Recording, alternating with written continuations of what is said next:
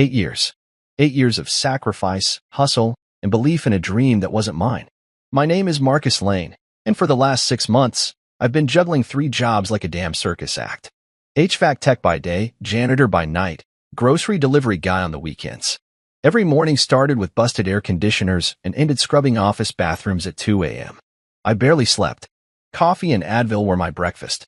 But I didn't complain, because I thought it was worth it for Jasmine. For us. She wanted to build her skincare line, and I wanted her to have that chance. No loans. No handouts. Just my hands and whatever they could earn. So when our anniversary came around, 8 years to the day, I planned something simple but meaningful. Swapped out of my night shift. Picked up dinner from Trattoria Verona, her favorite little Italian spot off Mercer Street. Paid extra for real Parmesan, real wine. I even grabbed roses, not the cheap kind from the gas station, but the long-stemmed ones wrapped in white paper. The good kind. Jasmine used to say they made her feel like someone's forever. I wanted her to feel that again. I wanted us to feel that again. I took the elevator up to our apartment on the 5th floor, balancing the wine bag in one hand and the food in the other. My heart was pounding a little. Dumb, maybe, but I was nervous. Excited. Proud. I hadn't done anything big like this in a while. Life had been paycheck to paycheck, minute to minute. This dinner was more than food. It was a reminder. I see you. I still choose you.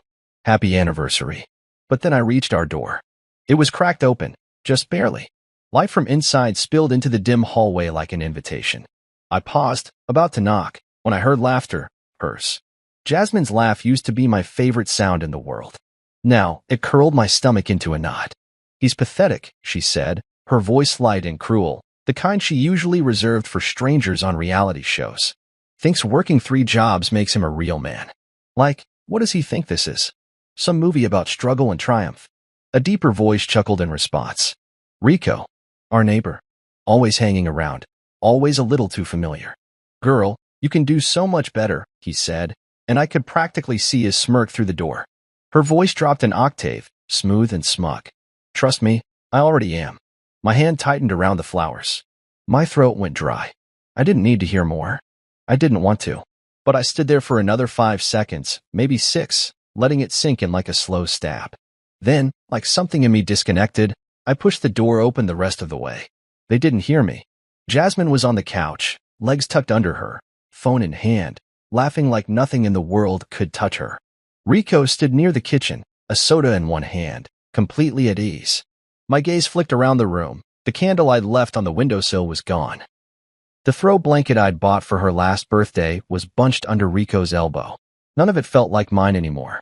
I wasn't angry. Not yet. I was something worse, numb. I stepped forward, set the food on the dining table with quiet precision. The roses next to it. The wine uncorked. Jasmine didn't even turn her head. She was too busy showing Rico something on her phone, laughing too loud, too free. I stood there for a second longer, watching the scene like a stranger at the wrong house. And then I turned around and walked out. Didn't say a word. Didn't slam the door. I didn't need to. The hallway was silent as I made my way to the elevator. The world felt muted, like someone had turned the volume down on everything except the rush of blood in my ears. When the elevator doors opened, I stepped in, still holding the corkscrew I forgot to drop on the table. It was stupid, but my fingers wouldn't let it go. I stared at it the whole ride down. One metal spiral, twisted and sharp, kind of like what I felt in my chest. Outside, the evening breeze was cool against my face. My phone buzzed in my pocket, probably a work reminder or a coupon notification. I didn't check. I just walked. No destination in mind. Just away. I passed the 24-hour diner where Jasmine and I used to split pancakes after late shifts. Past the gas station where I'd bought her first bouquet. Past the bench where I proposed. Every step felt heavier than the last, not from exhaustion, but from realization. I had given everything to someone who was laughing behind my back. By the time I reached the main road, my feet hurt, my back ached, and the bag from Trattoria Verona was still warm in my hand.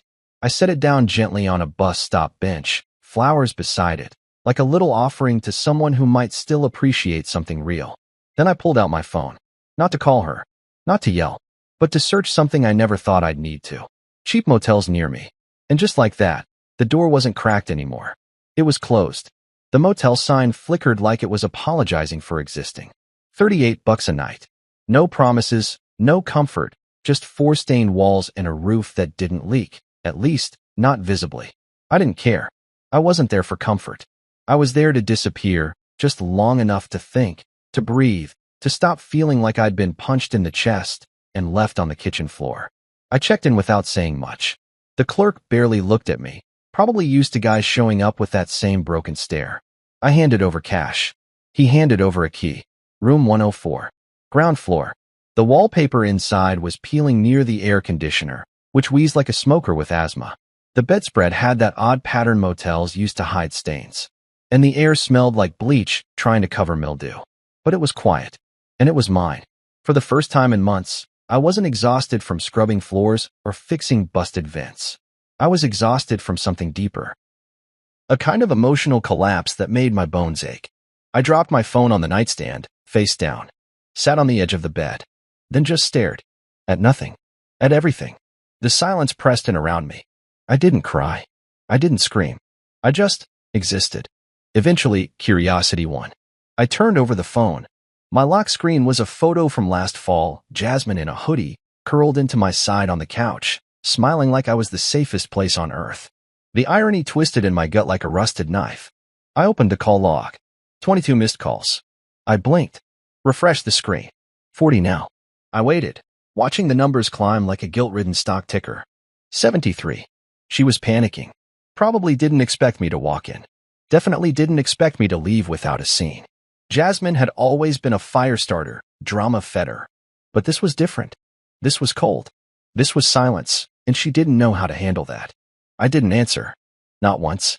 Instead, I turned on the bathroom light, stared at myself in the mirror. The flickering bulb above buzzed faintly. I looked like a man I didn't recognize. Dark circles, grease-streaked collar, hands calloused from weeks of work that no one appreciated. My beard was patchy. My shoulders slumped. In my eyes, they looked hollow. Like I'd been running for miles and just realized the finish line didn't exist. Was this what it felt like to be a fool? To give everything and still be the punchline in someone else's story? I grabbed a towel, washed my face, ran cold water through my hair. It didn't help much, but it gave me something to do. Something other than sitting in that room with the weight of a crumbling marriage pressing down on me. My thumb hovered over Jared's name. My best friend since middle school. The only person who'd always called me out and still had my back. I hesitated, then sent the text. At a motel. Marriage is done. We'll explain later. It took him 3 minutes to respond. You okay? No. Not even close. Couch is yours. Come whenever. I didn't reply. I just stared at the screen until it dimmed. The night stretched on. I lay on that stiff mattress, fully clothed, shoes still on, staring up at the ceiling. The paint above had a faint water stain shaped like a distorted angel wing. Funny. I used to think Jasmine was the answer to my prayers. Turned out, she was just good at pretending. I turned the phone off. Completely. Not just on silent. Off. If she wanted to scream into a void, let it be that one. By the time the sky outside started to lighten, pastel blue creeping into the edges of the motel curtains, I hadn't slept a wink. But I had clarity. The ache in my chest was still there, but it wasn't raw anymore. It was tight. Controlled. Like a fire finally contained behind glass. I wasn't going back. That door didn't have a hinge anymore. What I needed now wasn't revenge. It was direction. And a plan. The sun rose, casting a tired glow on the cracked mirror. I stood, stretched, and felt the stiffness in my lower back like an old friend. My stomach growled. But food could wait. I reached into my pocket, pulled out my wallet. Inside was a bank card tied to the joint account Jasmine and I shared. I stared at it, my thumb brushing over the magnetic strip. That account had seen every penny I bled into her business. Every overtime check. Every bonus. She used to say, "We're a team, baby." But last night, the team had laughed with Rico while I stood outside our door holding dinner and roses like an idiot. No more. I took the card back into my wallet, but only for now. Tomorrow, I'd go to the bank. Make it right. Split what was mine. She could keep her dreams and her lies. I'd keep my spine. That's what the mirror showed me that morning, not a broken man, but a quiet one. A man with nothing left to lose, which meant I could finally start fighting for myself. Not with fists, but with facts. And silence. Because sometimes, the loudest goodbye is the one you don't say out loud. I didn't shower. Didn't shave. I walked into the bank that morning with last night's motel smell still clinging to my hoodie and the clarity of betrayal sitting sharp behind my eyes. The teller greeted me with a cheerful, rehearsed good morning. I nodded but didn't return the smile. There was no room for pleasantries today. Just business. I asked to speak to a financial advisor. Joint account access, I said. I need to split funds and open a new account. Today. She guided me to a glass-walled office, the kind where you can hear privacy leaking through paper-thin walls. A man named Curtis sat across from me, tapping a pen against a notepad, giving me that polite, professional squint that suggested he was already estimating my net worth by the creases in my jeans. I told him my name, pulled out the card, gave him the joint account number. Would you like to transfer the full amount? He asked, already clicking through windows on his screen. No, I said. Half. Down to the dollar. Curtis paused, fingers hovering above the keyboard. And, does the joint holder know about this transaction? She will in about 5 minutes. Another pause. He cleared his throat. Understood. The numbers blinked across the screen like cold little soldiers. The balance, $32,400. More than I expected. Probably the last of my triple job checks clearing in bulk. I watched as Curtis typed in the figures. $16,200 transferred into a new personal account under my name. I asked for new debit cards, a checkbook, and online access. I also requested the joint cards be frozen, both mine and hers. You're sure? He asked, like he wasn't sure what kind of man sits in a bank before 10 a.m. freezing his wife out of their own funds. Positive, I said, my voice like steel. And cancel her access to the budgeting app. I set it up. I can take it down. I left the bank with a new folder under my arm, a temporary card in my wallet, and a cold determination settling into my chest like armor. I wasn't out to ruin her. I wasn't out to burn what we built.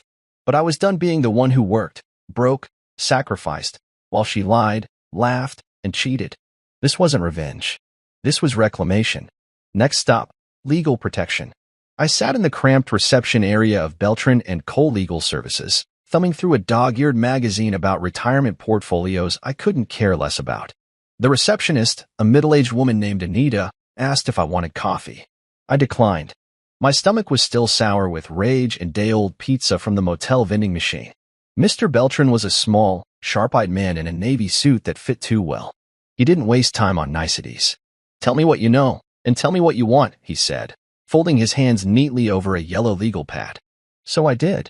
I told him about the 3 jobs, about Jasmine's skincare line, about walking in on her conversation with Rico through the cracked door on our anniversary. I kept it calm, clinical, like I was reading someone else's story. Beltran listened without interrupting, nodding occasionally, taking notes. When I was done, he leaned back and said, "You're in a good position, Marcus.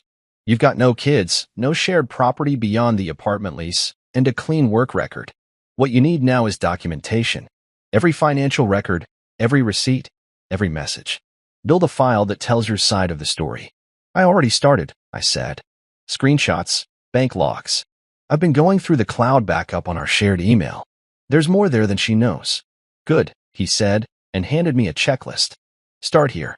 Timeline of events. Asset list. Any proof of infidelity, even if it's just implication. Emotional damages are harder to prove, but not impossible. And Marcus, don't confront her. Let her keep talking. People like that always do. I left with a manila envelope full of legal templates and a fire in my gut. It was strange. I should have felt more broken, more sad. But after weeks of numbing myself with work and caffeine and guilt, it actually felt good to do something that was mine. Mine and smart. Mine and final. Jasmine's texts came in waves. I didn't read them. Not fully. Just enough to know the pattern. First confusion. Then apology. Then anger. Then fear. Then guilt. By late afternoon, she called again. For the 50th time. This time, I didn't ignore it. I answered. "Marcus," she said, voice soft, trembling like she knew she was on the edge of something she couldn't undo. I didn't yell. Didn't curse. Just said, "I heard everything. Don't contact me again." And then I muted her number. Not blocked. Muted. There's a difference. Blocking was emotional. Muting was strategic. It meant I could still see the damage, still collect the evidence, still build my case. I wasn't her fool anymore. I was her reckoning. Back at Jared's place, I collapsed onto his old couch, pulled a blanket over my legs, and let my eyes drift closed. For the first time in weeks, I wasn't dreaming of fixing things. I was dreaming of finishing them. Jared's apartment smelled like old pizza and lemon-scented floor cleaner. It wasn't luxury, but it was peace. For 9 straight days, I'd lived out of a duffel bag, cycling through the same 3 shirts, charging my phone beside his busted lamp, and cataloging every digital trail Jasmine had left behind. If I hadn't been so numb, it might have felt pathetic. But pain has a way of sharpening your focus. And right now, my focus was crystal clear: expose the truth, protect myself, and never look back. It started with the cloud. Jasmine and I shared a Google account when we first got married, mostly for calendars and receipts. But when she launched her skincare line, she started using it for business. She never thought to lock me out. I knew her passwords. I set up half of them. While she posted inspiration quotes and hustle selfies online, I was deep diving into her digital backroom. What I found? Proof. A $437 charge at a lingerie boutique downtown. It was logged under marketing expenses. I remember asking her about it a week ago. She kissed my cheek and said, "Photo shoot props, babe." I believed her. Because believing her was easier than believing I was funding her affair. There were hotel bookings too. 3 of them. All charged to the joint card. All on days she told me she was meeting with potential suppliers or packaging vendors. One receipt even had a bottle of champagne and chocolate strawberries added to the room tab. Jasmine was allergic to strawberries. I guess Rico wasn't. Every night, Jared and I sat on opposite ends of the couch like war room analysts. His laptop was open to a spreadsheet where we logged every charge, every receipt, every contradiction. I'd scroll through old messages, find ones where she promised she was at the gym or in traffic, and cross-check the timestamps with her Uber trips or card swipes. I found one where she said she was home with cramps, and she was actually 2 hours into a massage at a hotel spa. Damn, Jared muttered, flipping through screenshots like he was reading a crime novel. She really played this dirty, huh? Yeah, I said, my voice low. And I let her. Don't do that. Don't blame yourself. I should have seen it. He turned to me, serious now. You were working your ass off so she could live her dream. That's not weakness, man. That's love. She just didn't deserve it. Still, the guilt lingered like smoke in my lungs. She called my brother Malik next. I hadn't even told him what happened yet. Jasmine was desperate. Malik called me right after. You good? He asked, voice blunt, no preamble. Yeah, I lied. She said she made a mistake and wants to explain. I laughed. Not out of humor, just disbelief. She made a choice. Over and over again. Malik paused. You want me to handle anything? Nah. Let her stew. Then she called my mom. Now, my mom never liked Jasmine. Said from day one, she talks too much and listens too little. Still, she kept the peace for my sake. But this time, she didn't hold back. Jasmine called her crying, saying she was confused, lost, scared. My mom's response? You burned the bridge, Jasmine. Don't expect us to rebuild it. When my mother told me that, I actually sat still for a moment and smiled. Not because it was petty, but because for the first time, someone was defending me. The more Jasmine panicked, the clearer it became she hadn't expected consequences. She thought I'd yell, cry, threaten Rico, maybe storm out and come crawling back after a few days. She didn't count on me documenting everything. She didn't count on me disappearing into strategy instead of emotion. I changed every password, email, bank, streaming services, canceled her Amazon access, removed her fingerprint from my phone. I even called the electric company and took her name off the account. I wasn't being cruel, I was reclaiming my space. And as the evidence piled up, so did my clarity. Her social media was still active, filtered smiles, skincare tips, hollow affirmations. I knew what was behind those posts now.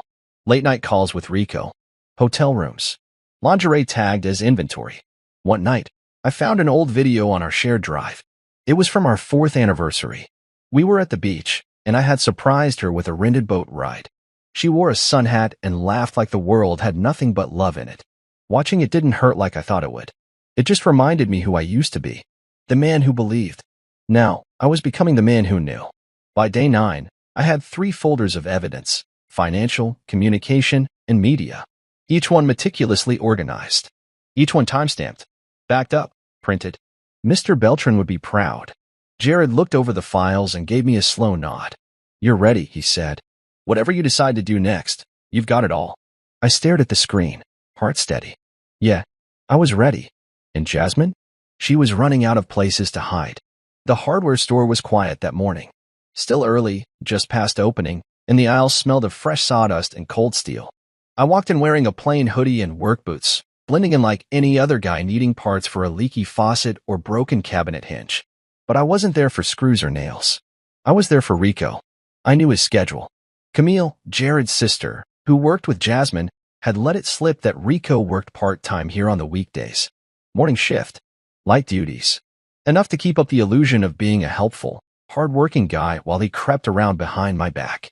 I moved past the garden section, hands in my pocket, heart beating just loud enough for me to feel it in my throat. I spotted him stocking light bulbs near aisle 7. Same smug face. Hair freshly twisted. Name tag crooked like it was barely hanging on, just like the excuses I knew were coming. He hadn't seen me yet. I waited until he turned around and we locked eyes. His whole body froze for half a second. I didn't raise my voice. I didn't make a scene. I just walked up to him, slow, calm, like I was asking about a refund policy. "We need to talk," I said. He glanced around like he wasn't sure whether to run or pretend he didn't recognize me. "Hey, man, look it. I know what's been going on," I interrupted. "I heard both of you. Through the door. On our anniversary." His lips parted, but no words came. I let the silence choke him. "I've already spoken to a lawyer," I continued. "So whatever story you're about to give me, keep it short and keep it clean." He swallowed hard. "Nothing happened. I swear. We just talked, Jasmine and me. She vents. That's all it was." I tilted my head, studied his face like I was reading bad instructions. "She vented in lingerie at the Hampton Inn?" He flinched. "I don't know what she told you, but it's not like that. Don't lie, Rico." "I've got receipts, cloud backups, texts, even a video or two. So unless you want to be subpoenaed into this divorce and dragged through it, I suggest you stop talking." He looked like someone had just sucker punched him in the lungs. "She said you wouldn't." "She was wrong," I said, letting that sit for a beat. "This isn't about a fight. This is about choices. And you made yours." I didn't threaten him. I didn't shove him. I just turned and walked out, calm as ever. Left him standing there in the glow of his guilt, still holding a box of light bulbs he'd never restocked the same way again. By the time I made it back to Jared's, my phone had already blown up again. Jasmine was in panic mode. The messages were manic, apologies, demands, questions. She had clearly just spoken to Rico. "What did you say to him?" "Marcus, please talk to me. I'm scared. You don't have to do this. I made a mistake." That's all it was. One mistake. I muted her again. I was tired of listening to someone try to rewrite the truth like it hadn't already been carved into the past. That afternoon, Camille pulled me aside at her office and gave me a look I'd come to understand meant she had fresh intel. "So," she said, "Jasmine was in a meeting with some potential collaborators, pitching her brand, and Rico's texts started popping up." I raised a brow. "He's texting her during her meetings now?" "Oh, he's panicking. Sending her stuff like, 'I didn't know he had evidence.' You didn't say he was serious. Tell him I didn't touch you." Sounds like a man realizing he's not cut out for side piece consequences. Camille snorted. "That part." I thanked her, filed the info mentally. More confirmation. Not that I needed it, but it was satisfying to know the guilt was circling back. Jasmine had traded down and thought no one would notice. She'd gambled her marriage on attention from a man who folded at the first sign of accountability. That night, I sat at Jared's kitchen table, spreading out everything we'd collected. Photos, emails, screenshots. It looked like a detective board without the red yarn. Jared stood behind me, arms crossed. "So what now?" "She wants to talk," I said. "You gonna let her?" I nodded. "Yeah, over dinner. Her idea, but I'm flipping the script." Jared squinted. "You sure you're ready?" "Ready," I said, my eyes locked on the paper trail of betrayal laid out in front of me. I've never been more ready for anything in my life. She didn't know it yet, but Jasmine had invited herself into the very trap she helped build. I wasn't coming with tears or questions. I was coming with facts, silence, and a room full of people who needed to see who she really was. Let her wear her best dress. Let her light candles. Let her rehearse her tears. It wouldn't matter, because tomorrow night, she wouldn't be walking into reconciliation. She'd be walking into a reckoning. I waited until Jasmine's yoga class, the one she never missed, before I returned to the apartment. I still had my key. My name was still on the lease. And legally, That apartment was still half mine, though it hadn't felt like home in weeks. I stepped inside and was hit by the mix of eucalyptus oil, day-old takeout, and something I couldn't quite place, maybe neglect. The silence was loud. Her incense had burned down to brittle sticks. Dishes overflowed in the sink. The counters were sticky with residue from smoothies and failed meal preps. It was like the place had started to decay the minute I left. I didn't waste time. I had 2 small cameras in my backpack, motion-sensitive, Wi-Fi enabled, the kind I used for HVAC clients with valuables. Perfectly legal, since I was still a tenant. I installed one in the hallway facing the front door and the other on the bookshelf angled toward the main living space. I wasn't trying to catch her doing something illegal.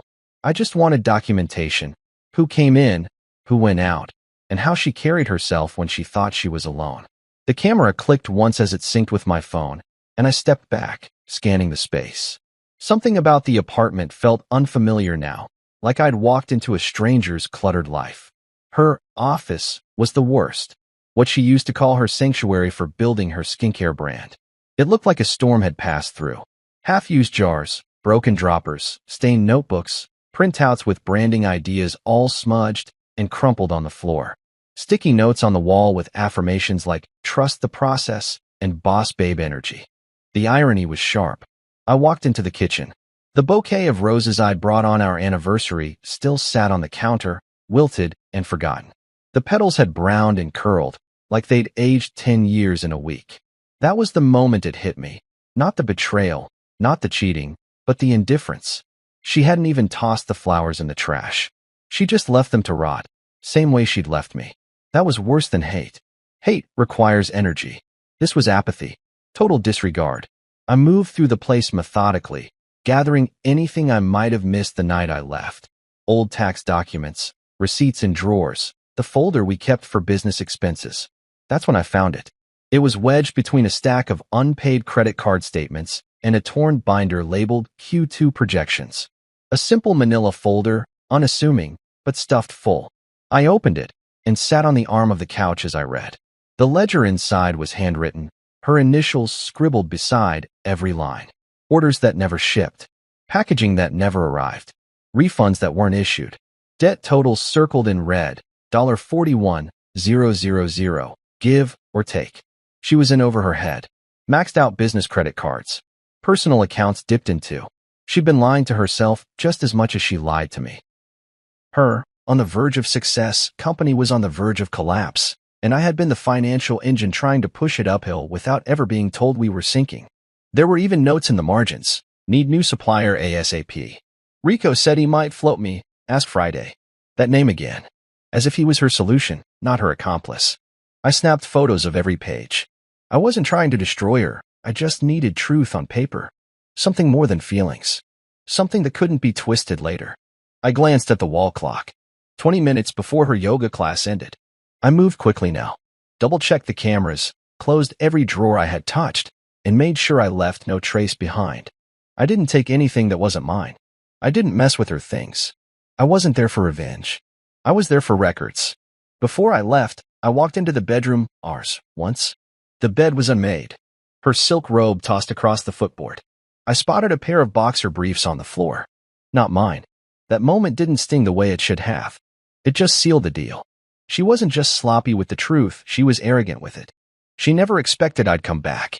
Never imagined I'd be the one setting the stage. I stepped out, locking the door behind me, and exhaled on the stairwell like I'd just left a crime scene. Because, in a way, I had. Not a murder, but definitely a death. The death of what we built, of who I used to be with her, and of the illusions I'd let her sell me. Back at Jared's, I transferred the footage feed to a secure folder. Every motion-triggered clip would sync directly to my phone and the cloud. Beltran would have everything if this went to court. That night, I watched the apartment from my screen. She came home around 8:45. She didn't notice anything. She made tea, scrolled her phone, and didn't even glance at the dying bouquet. She stepped over the same pile of invoices I'd found and turned on a YouTube yoga playlist she never finished. She didn't cry, didn't flinch, just moved like she was waiting for something to go back to normal. Except there was no normal anymore. Just truth. And consequences. Wasn't because I wanted to hear her voice. I'd muted her number for nearly 2 weeks, let her calls pile up like junk mail. But something told me to pick up this time. Curiosity, maybe. Or strategy. Either way, when I heard her voice, trembling, raw, the kind of desperate tone people only use when they realize the ground beneath them is crumbling, I knew this was the opportunity. "Marcus," she breathed, and there was a pause, like she was shocked I'd actually answered. I didn't think you'd pick up." "You've got 30 seconds, I said flatly. "Please don't hang up," she rushed. "I'm sorry." "Okay. I was wrong. I messed up. I didn't speak. I was lonely," she continued. "I felt like you were never here. Always working. I didn't mean for things to go that far with Rico. It was stupid. It meant nothing." Still, I stayed silent. Let her fill the space with guilt and panic. "I didn't appreciate you," she said. "I see that now. You were doing everything for me for us. I miss you." That last part almost made me laugh. Miss me? The man she called pathetic? The man she used like an ATM while she played house with the neighbor? "I want to fix this," she said, voice cracking like a rehearsed monologue falling apart in real time. "Can we talk? Just dinner. Please. At home. Just us." I let the silence stretch long enough to make her wonder if I'd hung up. Then I said, "Tomorrow. 7 p.m. At the apartment." She exhaled like someone who thought they'd been granted a second chance. "I'll cook," she said quickly. "I'll make your favorite. That pasta with the lemon cream sauce." I hung up. What Jasmine didn't know was that she wasn't planning dinner. I was. That night, I called everyone. My parents, her parents, Jared, Malik, and Camille. People who had known us since before we said, "I do." People who had supported us. People who had seen me quietly breaking while she lived loudly without consequence. I told them the truth. No embellishments. No bitterness. Just the facts. I asked them to be at the apartment at 6:45 p.m. the next day. No fanfare. No judgment. Just eyes on the truth. They all agreed. Then I got to work. I spent the night preparing.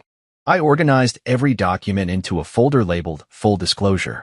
Printed copies of emails, bank statements, screenshots of text conversations, surveillance stills, everything neatly tabbed and highlighted. I transferred the audio from that night, the night I stood outside our cracked door while she shredded my dignity, to a flash drive. The video from the security cam, where Rico strolled into our apartment like he lived there, was queued up on a USB. And then the slideshow. I wasn't petty. I wasn't going to humiliate her for sport. I just needed clarity for everyone. Especially her. Slide 1.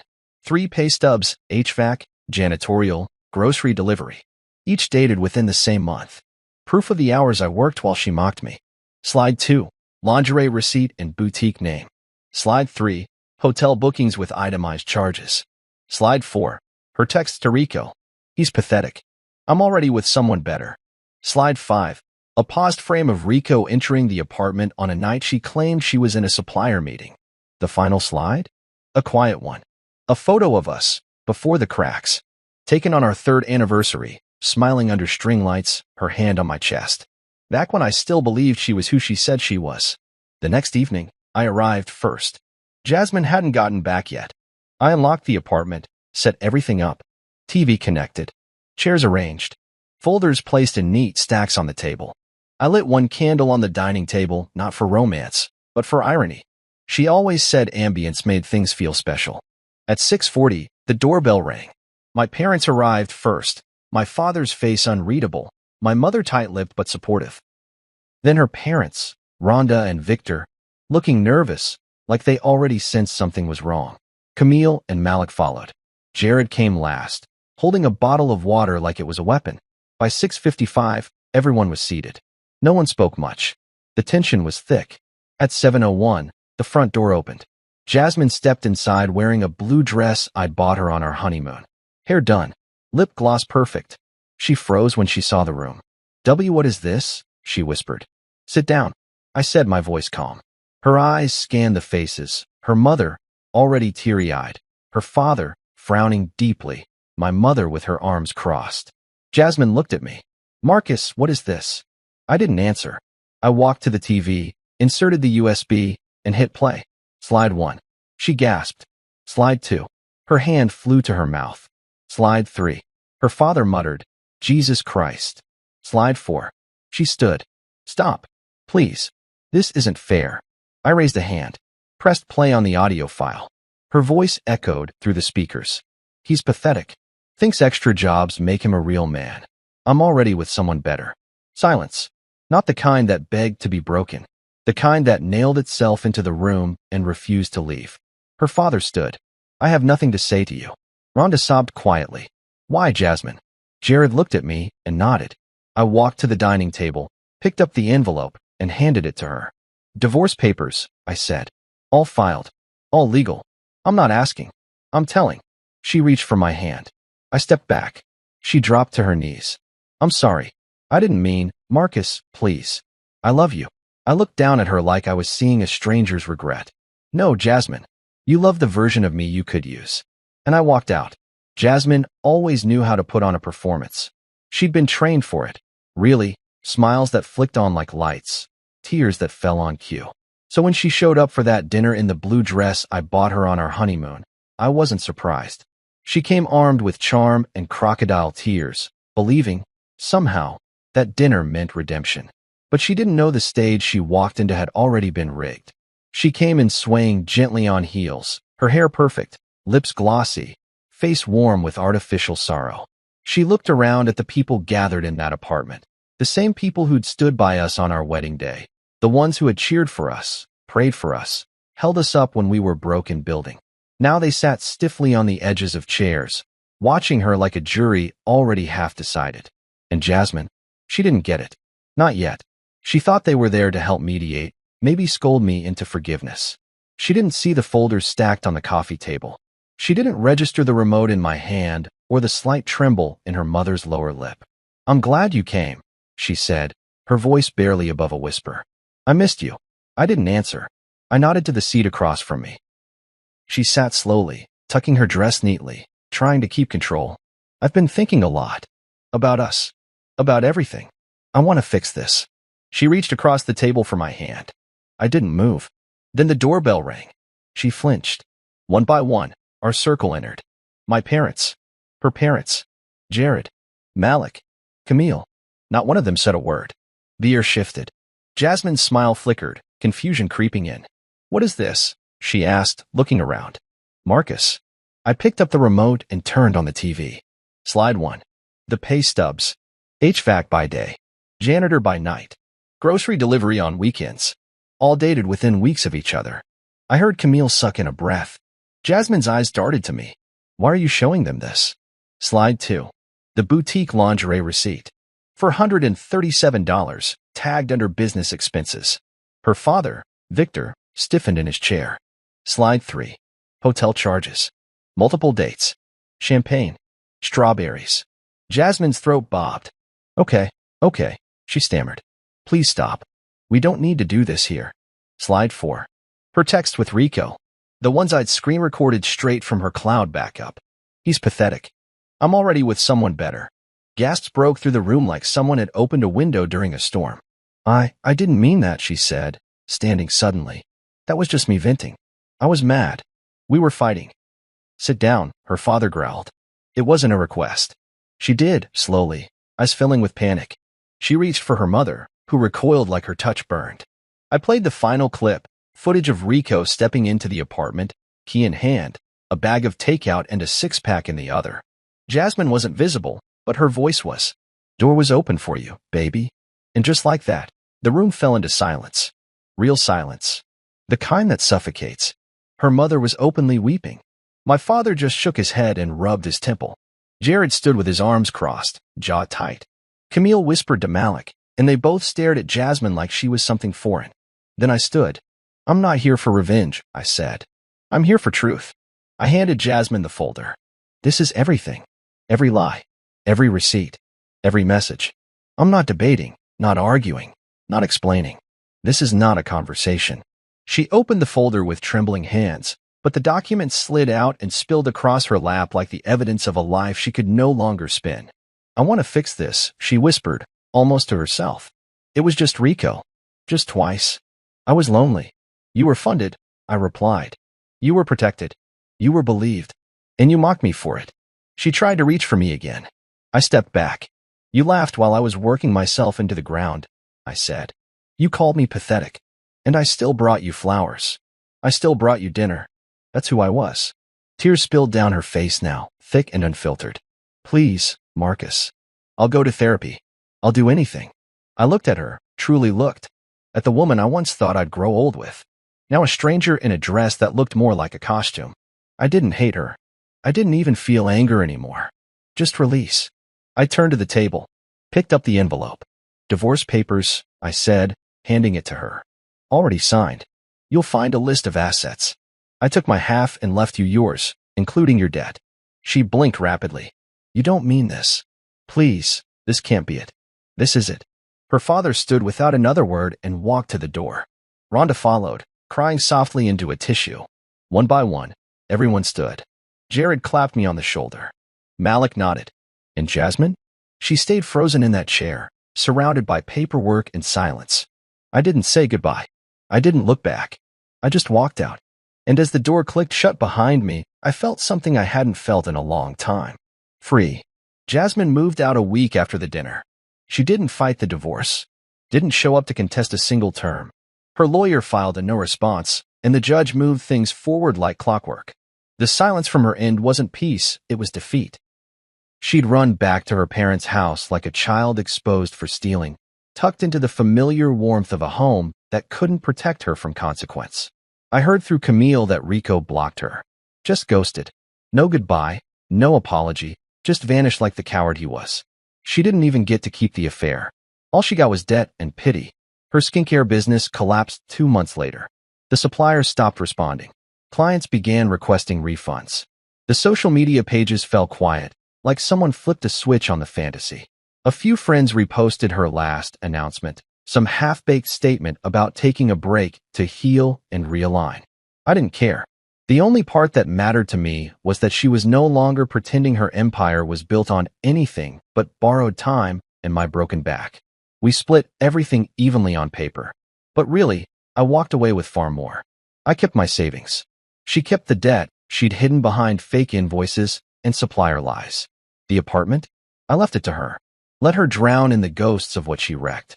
I didn't want the walls we argued in, the bed she cheated in, the couch where I used to dream for both of us. I wanted air, light, quiet. So I found a small one-bedroom not too far from work. A little rough around the edges, but it was mine. No echoes, no staged smiles, just space where I could hear my own breathing again. And for the first time in a long time, I realized how loud Jasmine had been, how her wants, her doubts, her dreams had swallowed mine whole. I didn't even know what I liked anymore. My favorite food, my favorite show. It had all been whatever she loved or allowed. Jared helped me move, brought his truck, 2 cases of water, and a Bluetooth speaker that blasted soul classics while we carried furniture. Feels good to start over, huh? He asked, setting my bed frame down in the center of the new room. Feels like oxygen, I said, leaning against the wall and wiping sweat off my brow. He nodded. You earned this peace. Don't give it away again. That night, I laid on the mattress with no sheets, staring at the ceiling fan wobbling on a weak spin. I didn't need comfort, just quiet. I didn't even cry. The grief had already passed. What remained was something stronger, self-respect. She hadn't taken that. I'd found it again, piece by piece. Malik introduced me to a guy from his gym who was looking for a lifting partner. I said yes, not because I wanted abs or revenge or to post thirst traps online. I just wanted discipline, a reason to get up, move my body, remember it was still mine. The first week at the gym nearly killed me. My knees screamed. My back protested. But every drop of sweat that hit the mat felt like something leaving my system. Shame, rage, resentment, gone. I started sleeping more. Not because life got easier, but because it was finally mine. 8-hour nights, morning runs, grocery lists that didn't include anyone's favorite snacks, but mine. I learned how to cook. Nothing fancy, grilled chicken, rice, vegetables, but it was enough. Enough to keep me from sliding back into that place where I measured my worth by how useful I could be to someone else. Some nights, I still remember the sound of Jasmine's voice through the crack in that door. Not just what she said, but how she said it. That cruel lilt in her laugh. That dismissive little scoff. It would echo sometimes when I poured coffee or laced up my boots, and I'd feel the sting all over again. But it didn't last. Because that memory became fuel, then a lesson, then just background noise. Eventually, I'd hear it and go about my day like it was any other sound in the wind. Camille texted once to say Jasmine had been spotted at a downtown cafe, alone, trying to pitch some new rebrand. She looks tired, she wrote. Like the mask's finally cracked. I didn't respond. What could I say? That I wasn't tired anymore? That I was rebuilding, quietly, piece by piece? The truth is, I didn't need her to know how I was doing. I needed me to know. And every day, I did. I was becoming someone I respected again. Not because of what I did, but because of what I no longer allowed. It happened on a Tuesday, 6 months after the divorce was finalized. I was in aisle 6 of Morgan's Market, staring down a shelf of peanut butter jars, comparing labels like it mattered. I just finished a shift at the HVAC shop, still in my work boots and navy polo with my name stitched across the chest. There was sawdust on my jeans, sweat under my collar, and peace sitting quietly on my shoulders. I wasn't thinking about Jasmine. Not anymore. She was a past tense I had folded, filed, and left behind. But when I turned the corner, there she was, standing by the refrigerated juices, hair pulled into a loose bun, oversized sunglasses perched on her head, a shopping basket dangling from her arm. She looked up, and for a second, just a split second, she smiled. Out of habit, I think. Then the recognition hit her. Her eyes widened, mouth parted slightly, and her grip on the basket changed. Like seeing me shifted her weight somehow. We stood there for a beat. The kind of moment that feels long even when it isn't. Marcus, she said, her voice unsure, almost breathless. I gave a polite nod. Jasmine. She stepped forward a little, not too close. You look good. I didn't return the compliment. Not out of cruelty, but because I didn't feel the need to. She looked different. Not bad, not better, just hollow. The glow she used to carry had dimmed. Her skin, once so carefully maintained, looked tired. Makeup clung to shadows beneath her eyes. The lines around her mouth were deeper. She looked like someone who hadn't slept well in weeks. How have you been? She asked. I didn't rush to answer. I glanced at the juice in her basket, orange with pulp, the kind I used to hate. She always bought it anyway. I'm good, I said. Actually good. She nodded slowly, like she didn't expect that. Like maybe part of her hoped I'd still be bitter or broken. I've been seeing a therapist, she offered.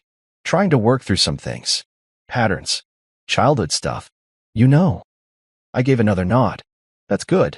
I think about what happened. All the time, she added, her voice lowering. About how I handled everything. How much I hurt you. There was silence between us then. But it wasn't the heavy kind. It was light. Like a door quietly swinging shut. I don't hate you, I said. Her eyes glistened a bit. You should have. No, I replied, shaking my head. Because then I'd still be carrying you. She opened her mouth, but nothing came out. No defense. No plea. Just that look of someone who realized a window had been sealed behind them while they weren't looking. I glanced down the aisle toward checkout. I've got groceries waiting. Right? She said quickly, backing up. Of course. I started to walk away, but she called out one last time. Marcus. I turned slightly. I'm glad you're doing okay, she said. Really? And for the first time since she broke me in half, I believed her. But I also didn't need her to say it. I didn't need closure from her. I had already given it to myself. Later that night, I sat on the porch of my apartment. A small wooden deck just outside the front door. Nothing fancy. Just enough room for a folding chair and a little side table. The kind of place where you could watch the sun disappear behind the rooftops without anyone bothering you. A beer rested beside me, beads of condensation glistening under the porch light. My phone was off. Not muted, off. No calls to answer. No one to check in with. Just stillness. The air was cool, carrying the scent of pine from the park across the street. I thought back to the man I used to be. The one who skipped sleep to work extra shifts. Who believed that love meant sacrificing yourself so someone else could shine. Who stood outside his own apartment, holding roses and dinner, while his wife called him pathetic through a half-open door. He was gone now. Not dead. Just evolved. I took a slow sip of the beer and smiled, not at anything specific, just at the quiet. The dignity. The freedom. I didn't have to prove anything anymore. Not to Jasmine. Not to her parents. Not to the version of me that thought staying was strength. Working 3 jobs hadn't made me pathetic. Believing in someone who didn't believe in me hadn't made me foolish. But staying after I saw the truth? That would have broken me. Walking away with my self-respect intact, that made me unstoppable. And sitting here, alone but at peace, I finally understood the real lesson. Sometimes, The best revenge isn't making someone regret losing you. It's making yourself proud for leaving.